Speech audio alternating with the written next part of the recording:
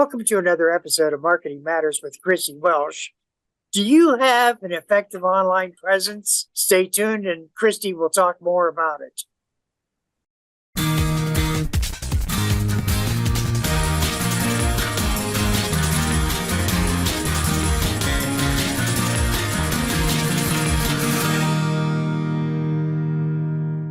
Welcome to another episode of Marketing Matters with Christie Welch.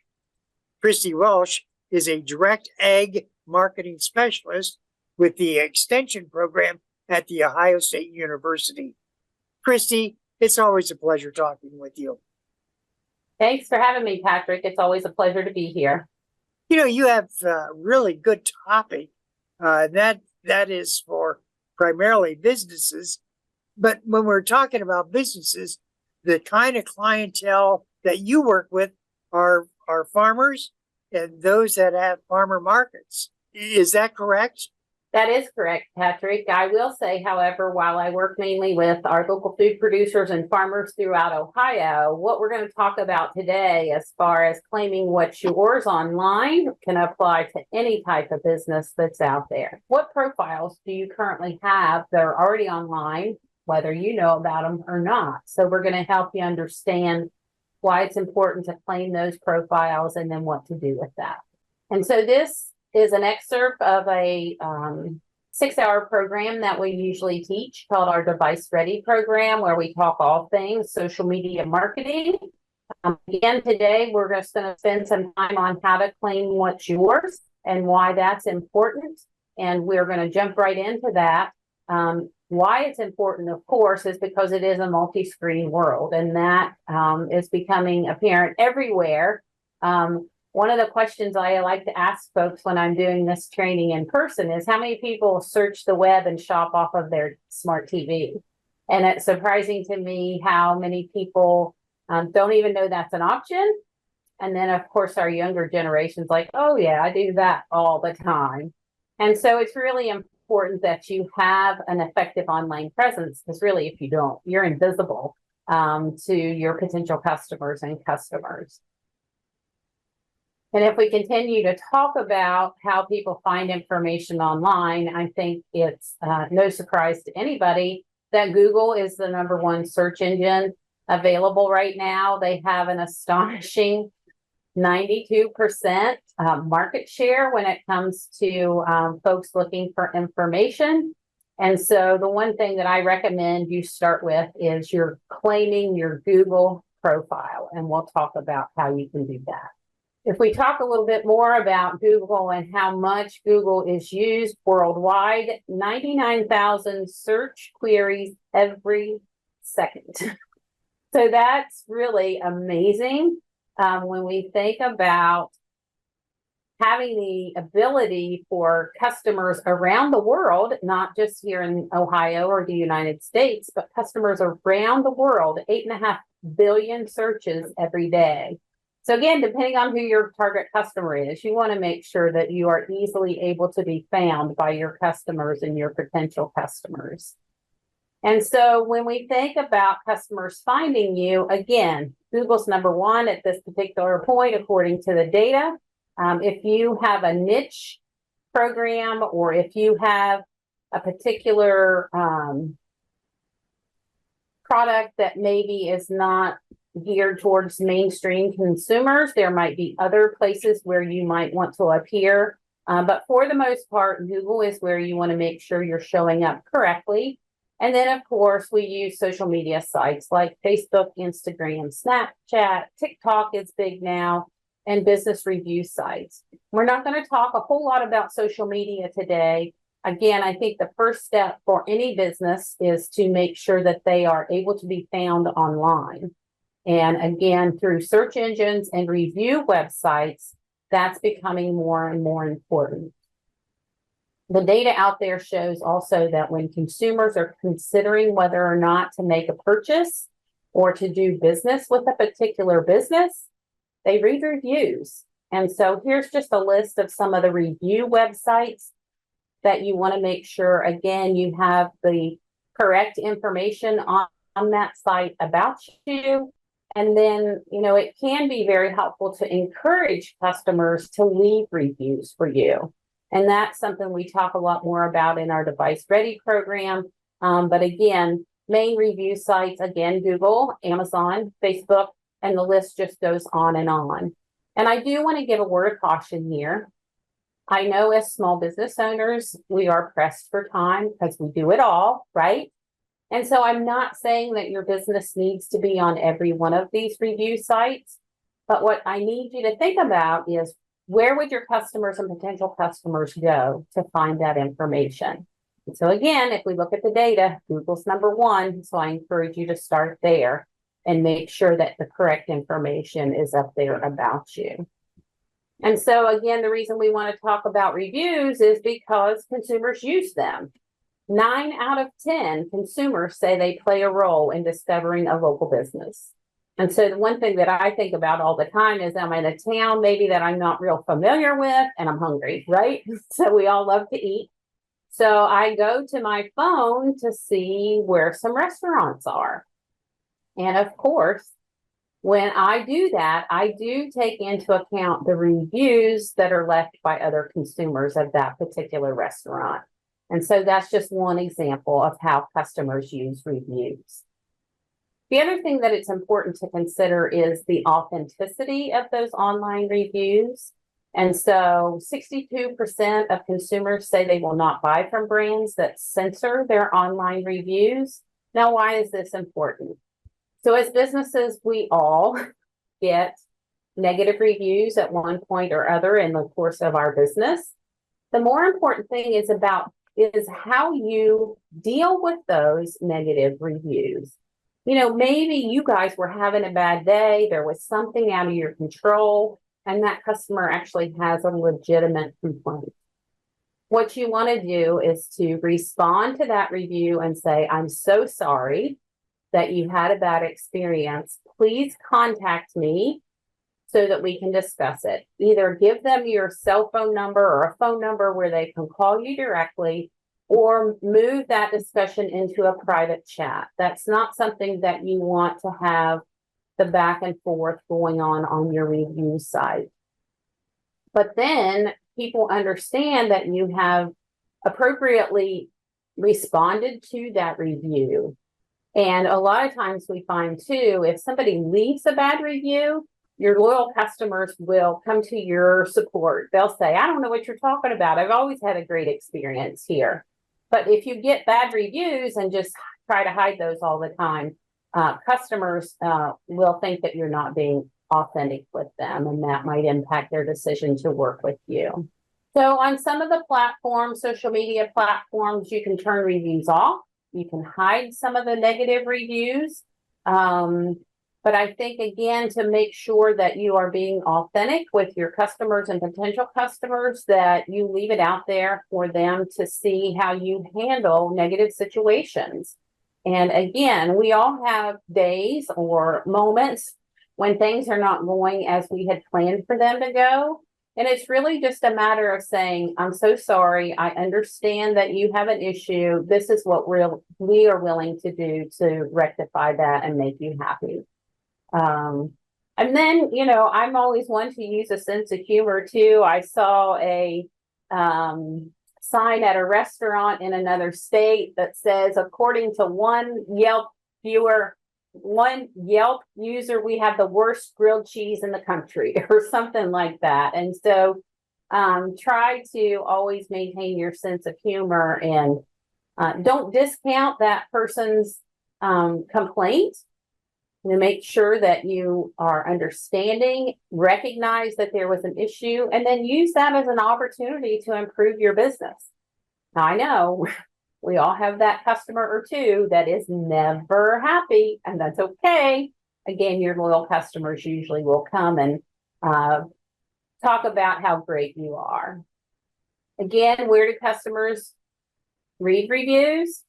Well, again, according to the data, Google is the most popular online review platform. And so we're going to talk again about how to claim your Google profile. And then there are things that you can do to encourage customers to leave reviews for you. I will say, again, I know we're all busy. It's hard to respond to every single one. But if you can, go in there and just say, hey, we're so glad you had a great experience with our business, and we really appreciate you leaving 5 stars for us, or whatever it might be. The average number of reviews that consumers read online, they usually read at least 4. So again, if you're a new business that's just starting and you don't have any reviews yet, what strategies or tactics can you put into place to help generate reviews for your business? And then, it's as easy as putting a sign up at your checkout location, wherever that might be. Say, hey, please don't forget to leave us a review on Google. We really appreciate your support. Something like that. A lot of times when you ask customers, they'll do it. If they love you, they want everybody else to love you as well. Again, how consumers use reviews. They've said 74% say they've left an online review for a local business in the past year. So this is not something that people are unused to. They're pretty regular leaving reviews for businesses, again, usually when they have a great experience, sometimes when they have a not so great experience. But they also expect businesses to respond to their reviews, especially, again, as we've talked about, if it's a negative review. So you can't just ignore those and hope those will go away. Again, acknowledge that there was an issue with that customer. Say, we're sorry you had a bad experience. Please contact me. Again, either through private messaging or a phone call to see what you can do to rectify that situation. And a lot of times, if you're able to turn that around for that customer, next time they do business with you, and if they have a great experience, they'll leave you in a review that says that as well. And so the other thing that we need to think about is 97% of shoppers who read reviews also read reviews or responses from the business. Again, that goes back to that authenticity. Thank you for leaving us a great review. We appreciate you supporting our local business. Again, if they've had a bad experience, try to respond to that as well. But that's a large percentage, 97% who read the reviews also read how you as a business respond. And so I think it's important that you think about your response. How are you going to respond to those reviews? And that really can impact what your customers think about your business, and those customers that have never been to your business, that helps to form that initial impression of your business when you read those reviews. 82% of consumers say they consult reviews to find out more about local stores. To take an example of trying to find a local restaurant when you're in an unfamiliar place or other situations. And then the conversion rate of product pages with reviews is up to 3.5 times higher than those without reviews. I don't know about you, Patrick, but when I'm looking to buy a product, I always look at the reviews. Because again, for me, people aren't really getting anything out of leaving a good or bad review. Now, I know that that's not as clear cut as that, but when I am trying to make an informed decision on whether to spend my money with a particular business or a particular product, I do read those reviews. And so again, if you think about 3.5 times higher engagement when you have reviews on your page, can be really beneficial for your business. Explain to me what you mean by conversion rates. So again, if we're thinking, Patrick, about purchasing a product, and I'm looking at a product on a particular website that has no reviews, many times I will choose not to purchase that product from that particular website because they don't have any reviews. I don't know what other people's experiences have been with that particular business. But those businesses that have those reviews, they are 3.5 times more likely for a customer to go ahead and purchase that product from their business.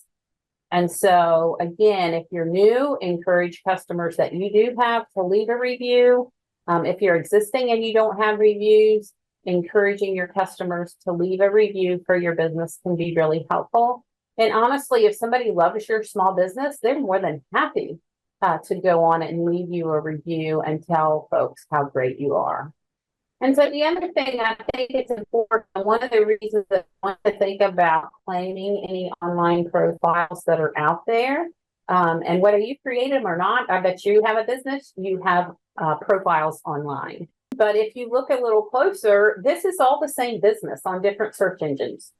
One is on TripAdvisor, one is on a Southern Indiana site, one is on Yelp, and one is Google. And so one of the things that, again, we talk about when you are marketing your small business is branding and being consistent in how you brand your business. And one of the things that I want to point out on this particular slide, and this is old information. I'm not trying to pick on any one business. This is a slide from probably 10 or better years ago. But if you look here on the TripAdvisor search, Huber's Orchard and Winery with an apostrophe S and an ampersand. Then if we go over here to Yelp in the top corner, it's Huber Orchard and Winery, no apostrophe S and instead of an ampersand. And so the point being that when you put the name of your business online, recognize that the computer can't tell that Huber's apostrophe S with this ampersand is the same business as Huber Orchard and Winery. So again, the point being that when you put the name of your business online, make sure it is spelled exactly the same way every single time. Or when you do a search for a business like this one might show up and this one might not, just because they are spelled differently. I even had an experience with my business that when I listed my address, I put RD period for road instead of spelling out road, ROAD, and something that small. Again, sometimes computers have a really hard time figuring out that that's the same location. And so I would encourage you to think about how you name your business, how you put that online. Again, making sure that your name, address are always consistently spelled the same way. And we'll talk more about that. So what I want to talk about now, Patrick, because I know time is flying by as they do on these things, is how to claim your listing. And so first of all, let's go to Google. But if we go to Google, and this is just an example of Franklinton Farms, they're an urban farm in the Columbus area. And if you just go to Google and search for your business and see what pops up. Here in this red circle, it says, do you own this business? ? And so you may want to say, yes, I own it. No, I don't. But if we go on to the next slide, so if you go here and click on own this business, someone else may manage this business profile and you can request access. So there are multiple people that work at Franklinton Farms. So maybe somebody else set up the profile at this particular time. More than likely, when you search for your business, if it's not something that you have already put up there, it will ask you to claim that business. And so you'll have a profile like, this one. And instead of what this says here, if it says, do you own this business, claim it now, you could click on that to begin the process of claiming your business. And so then you need to verify the business. So you might ask, well, how did my business get on there if I didn't do that? So one of the things to think about, why would Google list your business on their website? Because they want people to go to their website to find information. And so they go out there and do searches about different things, and they'll put you up there, hoping that then you will claim that if you haven't already done so. So once you once you search for your business on Google, and if your business comes up and say that you want to claim that, then you need to verify your business. Because the other thing that these search engines want is they want accurate information, right? If they have inaccurate information, people are not going to rely on them to find the information they're looking for. And so once you find that business, you want to see if the information is correct.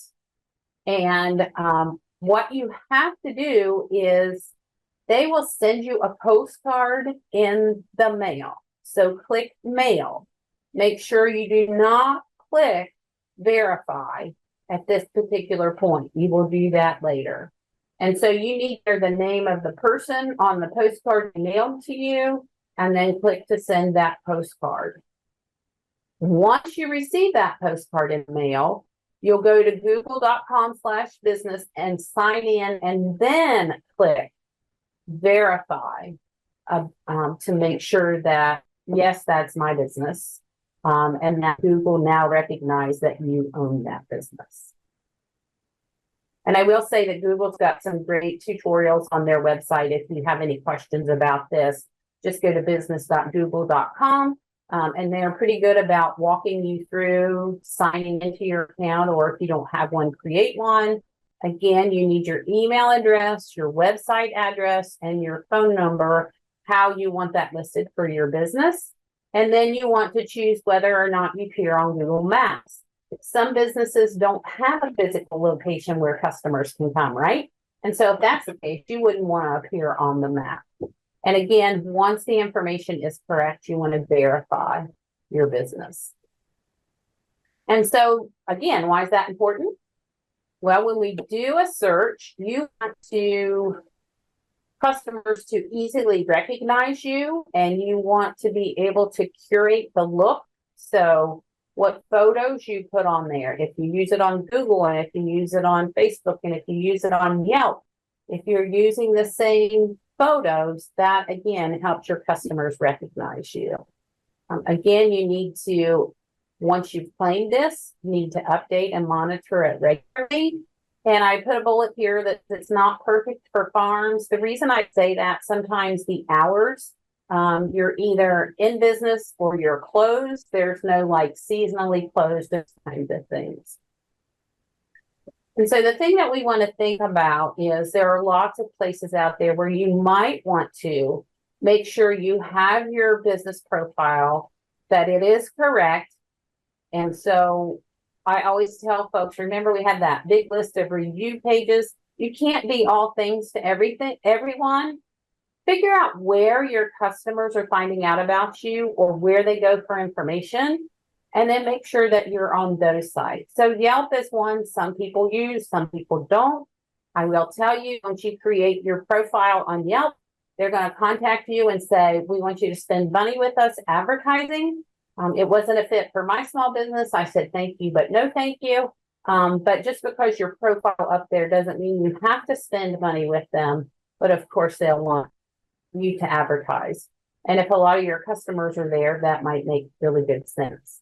TripAdvisor is another one that you might want to look at and see how you're listed, see what the listing rates are. There is usually a cost associated with that. One that is free and specifically for Ohio is Ohio Find It Here. And this is a Ohio tourism department, and they have this website where folks can go and put their profile up, talk about what you do, and there's no charge to you for doing that. So again, might be a good one for your business to look at and see if it's something that you want to have your listing on. This just talks about, again, they have this information on their website. It's pretty easy to set up that listing. And they do usually send an email once a year to say, hey, are you still in business? Is the information still correct? Do you still want to be on our tourism listing? And then there are some other items that you might want to think about. MapQuest, Yahoo, Yext. I mean, the list really can go on and on and on. Again, think about where your customers go to find their information. If you don't know, ask them. And then keep in mind that what we call NAP, name, address, and phone number, have to be consistent across all of these platforms. And that's one thing that customers say. I want to easily be able to find the business name, their address, and their phone number or an email if I have more questions. And so make sure, again, that you're very consistent across all platforms when you're setting up those profiles. And then just real quickly, Patrick, and I'm going to end with this. What do you want your customers to do when they come to your website, whether that's on a mobile device or whether that's on a laptop or a tablet or whatever it might be? Make sure that it's usable for them. This one here in the lower left, that's an awful lot of text, very difficult to read on a handheld device. This one, however, is very easy to, you've got the business's name, you can connect on Facebook, Instagram, you can email them, but think about what it is you want your customer to do. For example, this one, they want you to sign up for this event because it's right here. But if there is information that you get asked continually from your customers, make sure there's a button on your home screen where they can find that information with one click. We all know that if you have to make a bunch of different clicks that we get frustrated and tend to leave a site. So again, think about name, address, phone number, think about apostrophes, ampersands, and all those kinds of things. Make sure it is spelled the same across all of those platforms. And again, if you don't know what information your customers or where they find information, just ask them. They would be more than happy to tell you. There's resources here that you can go to find more. And then, as I mentioned at the beginning, this is a small part of our device ready training that we do, which is typically a 6-hour training.